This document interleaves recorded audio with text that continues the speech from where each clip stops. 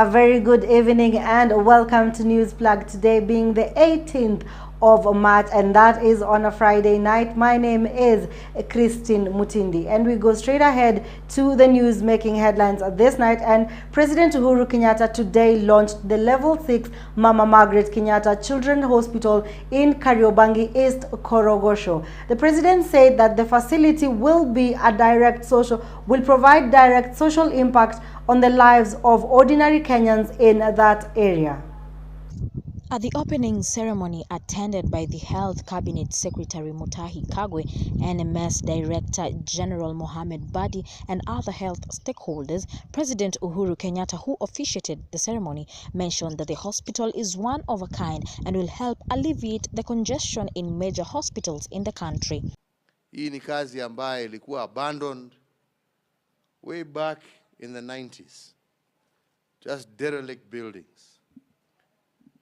Na kwa muda wa mwaka moja na nusu, nina furaha tele tukiwa hapa tena, tukiwa sasa tunaifungua kirasmi, na tukiwa tumeingia na tunaona wananchi wa sehemu hii wakitibiwa na wataalamu wetu ambao wako hapa. He also indicated that the surrounding area of the hospital will have its roads fixed and sewage treated so that citizens can have easy access to the facility. The NHIF accredited facility will offer services such as mental health treatment, radiology, surgeries, and outpatient services for the children. And I'm certain, like we said, and the way the minister has promised me, now working together with Kenyatta Hospital, within another month and a half, the remaining works that need to be done in order to make this a proper referral hospital shall be complete. In fulfillment of one of the Big Four agendas, health, the hospital is one of the 24 hospitals that the Nairobi Metropolitan Services NMS and the national government have been building around the country. Nema Titus reporting for NEWSPLUG.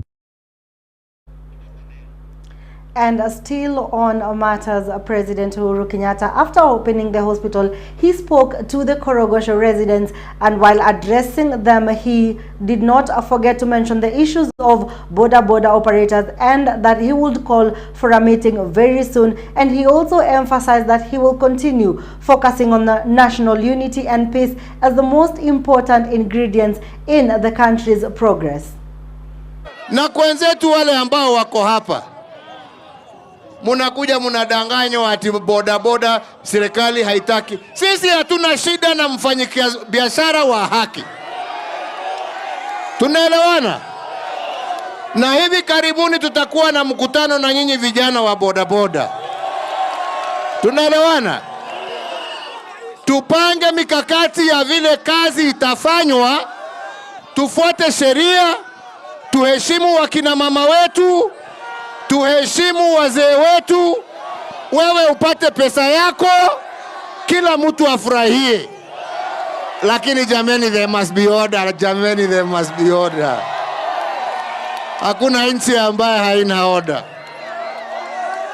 Kwa hivyo, wale ambao wanataka kutumia mambo haya for cheap politics, tafadhali njooni tufanye kazi ambayo itasaidia hawa vijana wawe na biashara ya kudumu.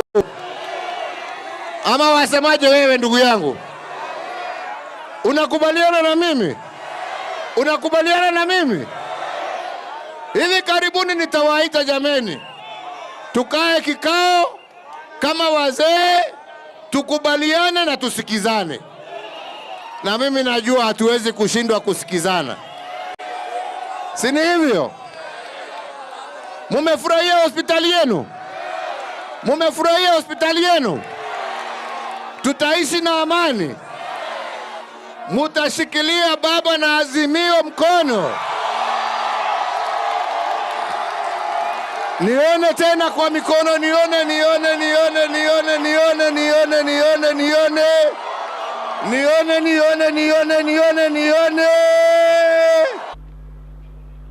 The Kenya Kwanza Brigade today took their campaign to Gatundu County, that is known as the backyard for the President Uhuru Kenyatta. The Kenya Kwanza movement was campaigning for Deputy President William Ruto, who is the presidential candidate of Kenya Kwanza Alliance, and they did not forget to spite ODM party leader Raila Odinga on his presidential bid as their opponent.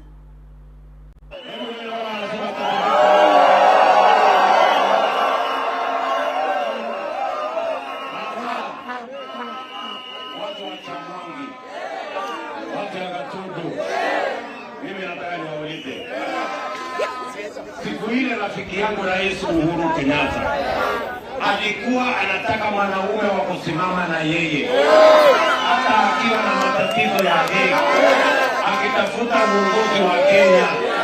Kitendawili alisimama na yeye.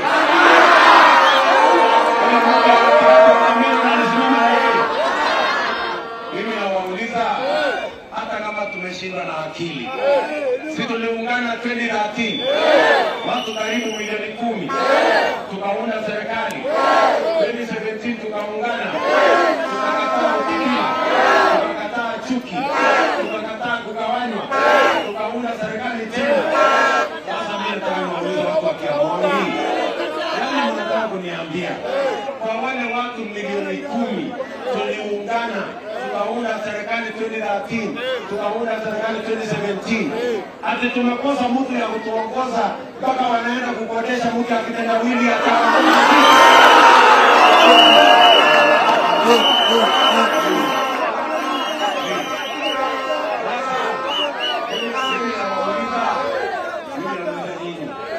kwani mtu akitendawili amezaliwa juzi? Kwani amefika Kenya juzi? Tunamjua. Sisi tunamjua. Ni yule mtu wa mawe. Ni yule mtu wa vita. Ni yule anakuanga redi. Ni yule anataka uchaguzi. Ni yule wa kujiapisha.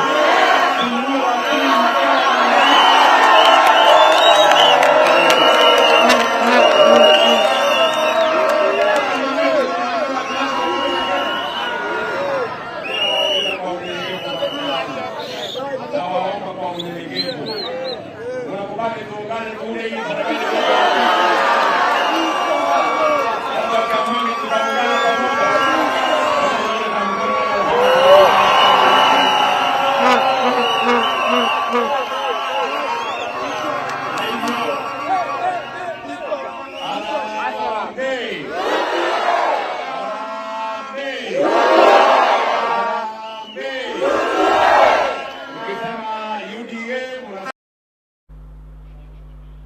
National Cohesion and Integration Commission now wants Azimio leader Raila Odinga to appear before the committee for a madoa-doa statement he made last week during one of his campaigns in Wajir County. The commission further stated that it is investigating 36 social media accounts allied to Azimio la Umoja and Kenya Kwanza coalitions for posting insightful statements. I must assure you that the NCIC summoned the Right Honorable Raila Odinga over the statements that he made in Wajir last week. It was originally to take place yesterday, but he said that he is away from Kenya, and once he comes back, then we'll have time with him where he will explain to us and talk to Kenyans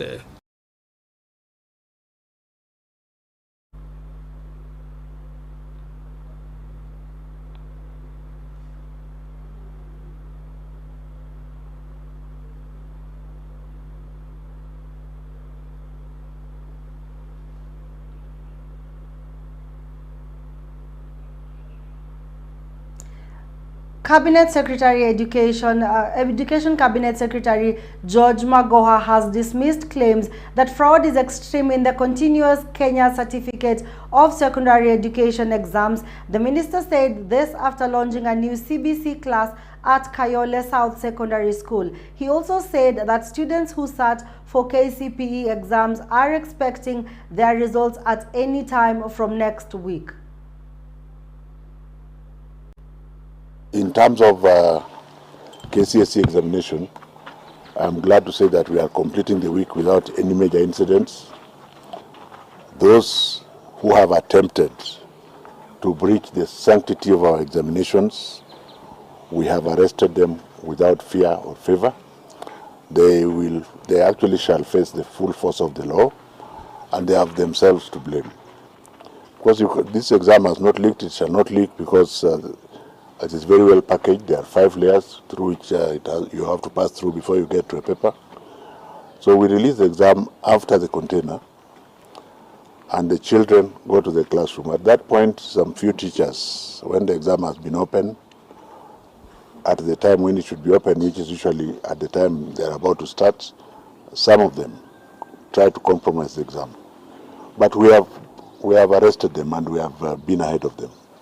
So this is to encourage all the other students and other stakeholders, including parents, that your children will be treated fairly. I think it is a business that is an underground business. I was watching certain things overnight where people are submitting all manner of fake chemistry. Pokot West County government has ordered more medicine at Kapenguria General Hospital to meet the needs of other patients coming to the hospital. Pokot West Governor Professor John Lonyangapuo has said he will increase the distribution of money in the health sector to ensure that the hospitals receive enough medicine. This is due to the large number of patients from Uganda and Pokot County and Trans Nzoia County who also attend to the hospital in Pokot West County government. The region is well strategically placed. A lot of patients who wanatoka Western region, Trans Nzoia County mpaka hata Bungoma mpaka Uasin Gishu na Kapenguria ambaye ni headquarter West Pokot, huwa inapokea watu wengi sana. We have over 1 million people here in West Pokot. Tuko na wengine pia Turkana County. So hiyo hospitali is very busy. Very busy. Na kama leo vile tumetembea na nyinyi, umeona tumekuwa na a very specialized program hapa. And moving on to Nyandarua County, and Nyandarua County and the national government have launched a 10-year plan to protect Olbosalat Lake located in the Abadia area. The plan aims to protect the lake, which is also a source of water that threatens to dry up if special plans are not put in place. Cabinet Secretary of Environment Keriako Tobiko and Nyandarua County Governor Francis Kimemia have stated that the protection of the lake will depend on the efforts of the residents and the environmental stakeholders.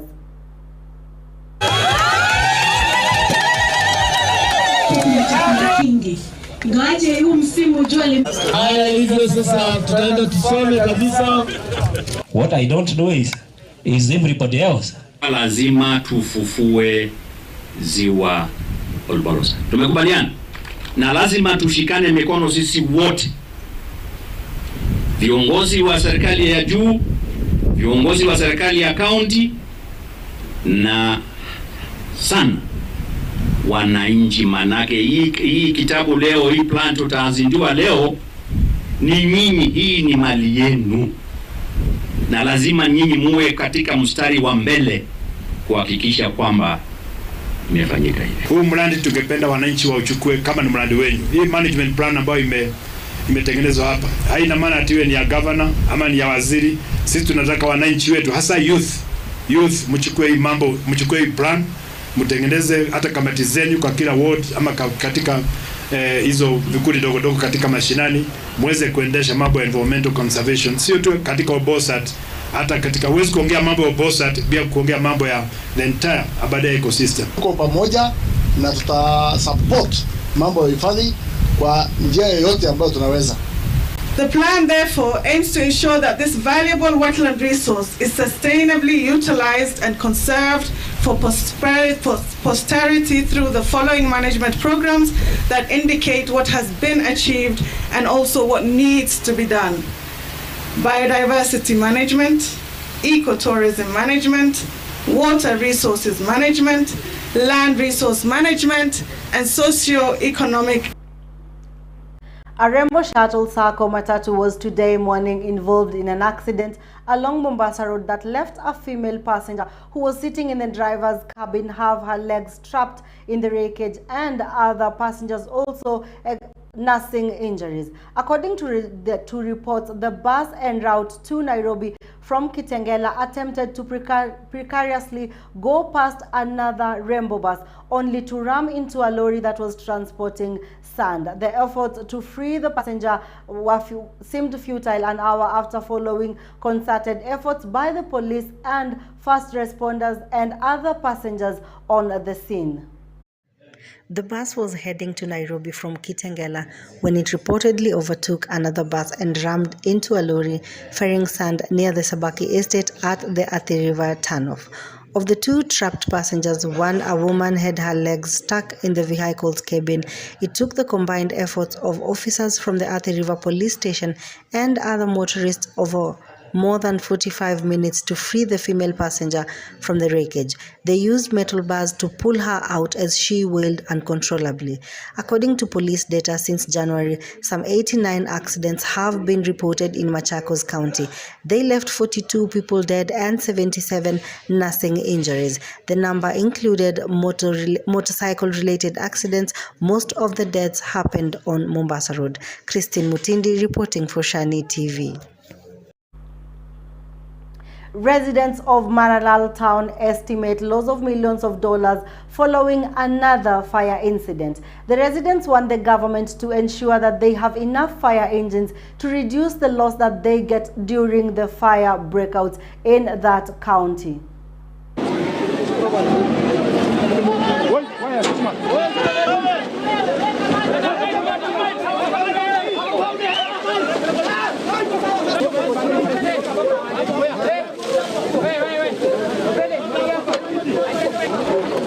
Tumepatwa na shida ya moto.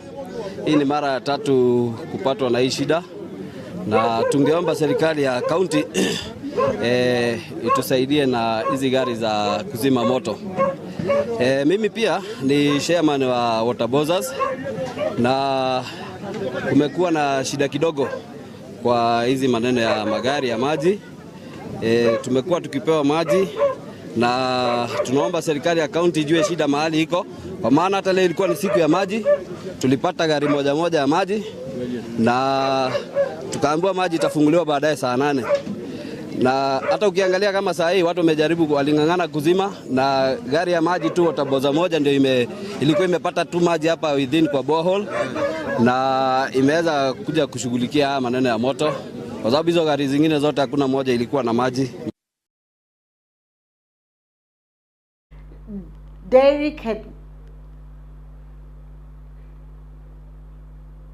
Dairy cattle breeders have been requested to join organizations to ensure that they get a market for their products to their advantage.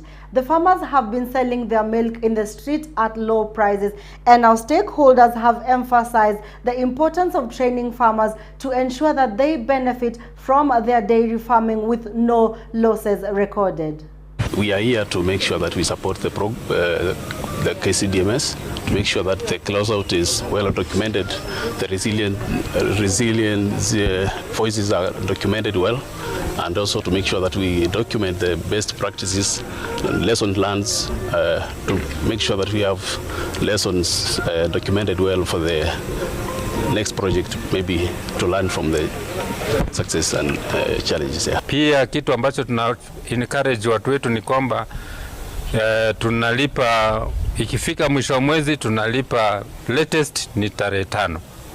Kwa hivyo wakulima wetu tunawalipa on time, na mkulima akiwa na shida yoyote ile tunampa advance payment kulingana na vile anavyo supply maziwa yake. Kwa hivyo hizo ndizo njia ambazo tunajaribu kwamba tuweze kupata wakulima zaidi na zaidi wakileta maziwa yao hapa kwetu. Strategy ambayo iko ni kwamba tulete wakulima pamoja, walete maziwa yao pamoja kwa cooling plant, kusudi kama plant hii tulete maziwa yao ifiki, kwa sababu capacity ya hii plant ni ya kama 3,000 kwa siku. Kwa hivyo tuliona tukiwa na kama 5 pamoja na ile ya Mingu tunaweza tukatoa maziwa kama 30,000 kwa siku, process maziwa 30,000 kwa siku.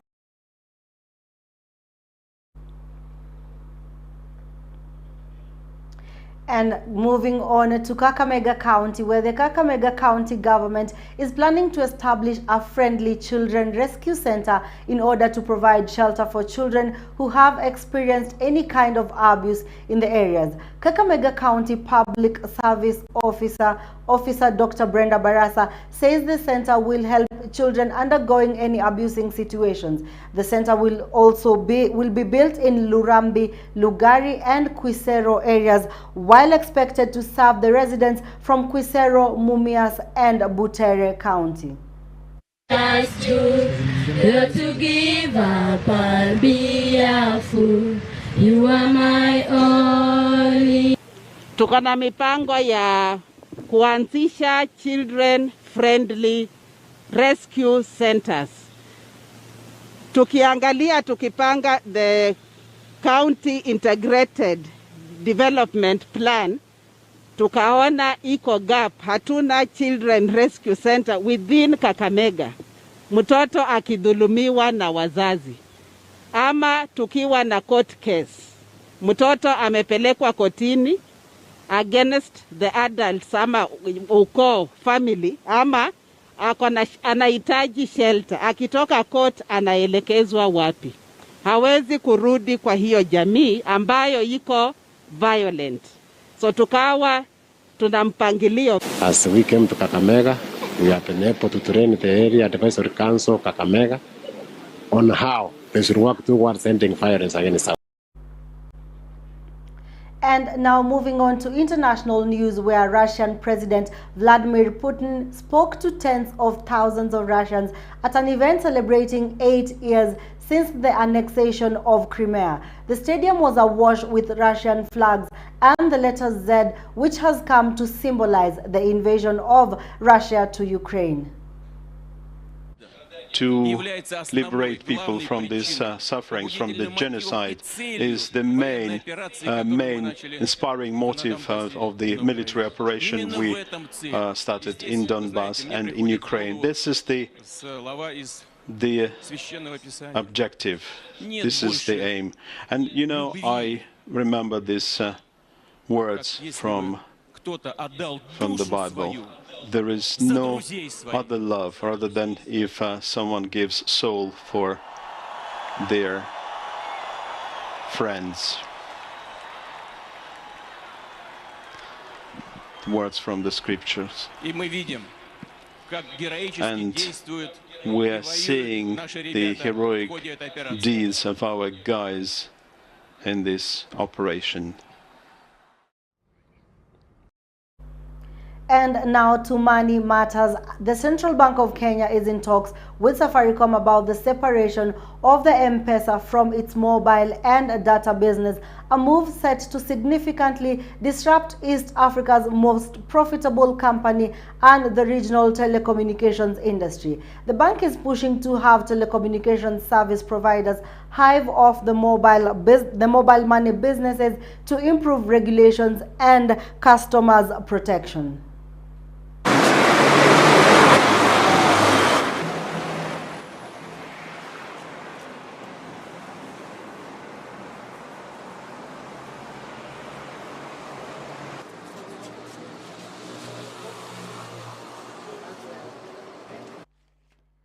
And now we look at the weather forecast, and that is for tomorrow. That is on a Saturday, 19th of March.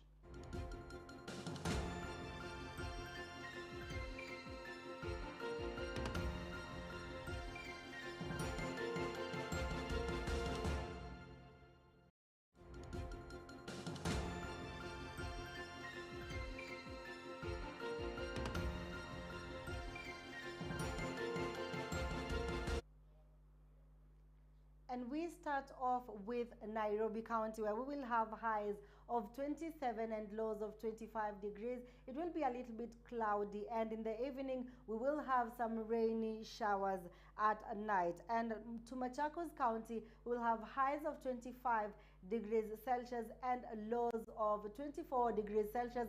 And also in Machakos County, we will have rainy showers at night as well. In Naivasha County, we will have highs of 22 degrees Celsius and lows of 21 degrees Celsius. In Wote, we will have highs of 29 degrees Celsius and lows of 28 degrees Celsius, and it will be a little bit cloudy as well, with rainy showers experienced at night. And in Kitui County, we will have highs of 28 degrees Celsius and lows of 27 degrees Celsius. In Kajiado County, we will have 26 degrees Celsius highs and 25 degrees Celsius, and that is in the low side. In Marsabit, we will have highs of 27 and lows of 27. This means in Marsabit, it will be a constant weather, though it will be a little bit cloudy, not so much clouds as in the other counties. In Eldoret, we will have highs of 23 and lows of 20 degrees Celsius.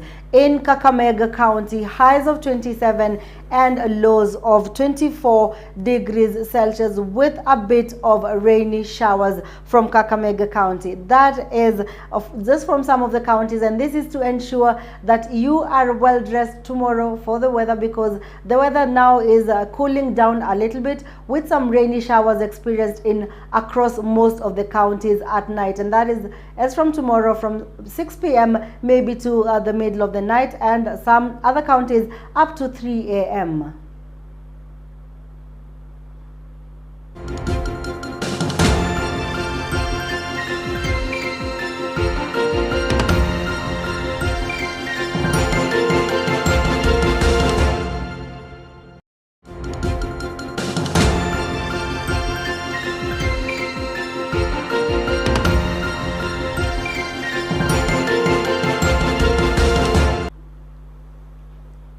And it is that time we get to the field and look at some of the sports stories right here on NEWSPLUG. An impressive Mathare played top-notch football in the opening half but collapsed in the second half.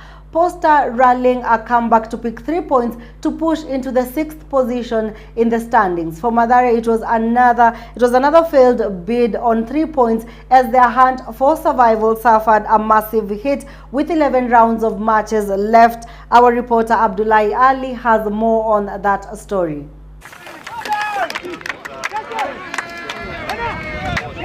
Another defeat for Mathare United after playing with Posta United, going down 2-3 in high-scoring FKF Premier League match at Kasarani Stadium. Mathare United had the perfect start with Kennedy Ochieng netting the opener from a penalty in the 26th minute, and Timothy Otieno grabbed the equalizer for Posta 4 minutes into the second half with 53 minutes played.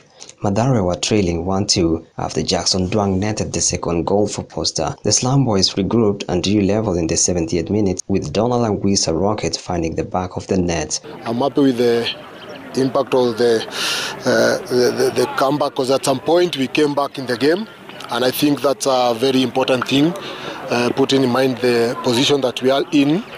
But I think also I would like to go with the positives. With the minutes to play, Brian Otieno broke the Mathare Hearts with the winning goal for Posta Rangers. Abdullahi Ali, SHANI TV. And moving on to the English Premier League, where there have been rumored of transfers and gossip, as well as signing of other deals by some of the players in the English Premier League and the Europa League. Please let's have a look on that as well. Barcelona have expressed interest in signing Manchester United's England forward Marcus Rashford. 24 years old Rashford agreed 200,000 weekly euros as United contract until June 2023 in 2019, but has struggled to form this season. United's Portuguese striker Cristiano Ronaldo, 37 years old, is set to stay at Manchester United next season, with interim manager Ralf Rangnick likely to leave. Arsenal are keen in signing Real Madrid's former Chelsea forward Eden Hazard, 31 years old. The Belgian international joined Real Madrid in 2019. Benfica have placed a €67 million price tag on Uruguay forward Darwin Nunes, 22 years old, who has helped his Portuguese club reach the Champions League quarterfinals. Nunes is attracting interest from Arsenal, Manchester United and Newcastle. 19 years old Ajax and Netherlands midfielder Ryan Gravenberch could be target for Manchester United. Abdullahi Ali, SHANI TV. And that is all that we had prepared for you in our news plug bulletin. But I wouldn't leave without us trying a tongue twister like we do with me every night on a news plug. And now today we're just going to look at one, and it is quite short. I want to try the shorter ones this time, and we are going green glass globes glow greenly. Green glass globes glow greenly, and of course I'm already missing it. Green glass glow greenly, and as you can see, it is quite difficult for me, but stay tuned, because right here on SHANI TV we have a premiere show, and that is Jabali. It is a very interesting show that cuts across all ages. It is interesting, informative, and of course we will have a guest for the interview as well. So stay tuned to SHANI TV as you premiere with us on Jabali Show. My name is Christine Mutindi. Have a lovely weekend.